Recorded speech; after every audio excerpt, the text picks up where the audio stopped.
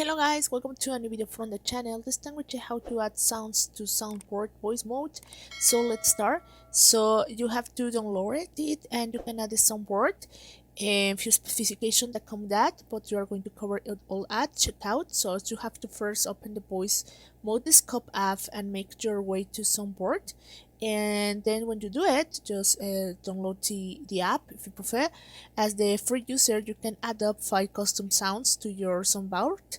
You can go to plus symbol, create box next to selfie, and you can then upload any song you want as long as it's under 120 minutes long. Important, the sound should be in MP3 or FWAV file, but also needs to have constant bitrate, and you can do it. So that is how you can add.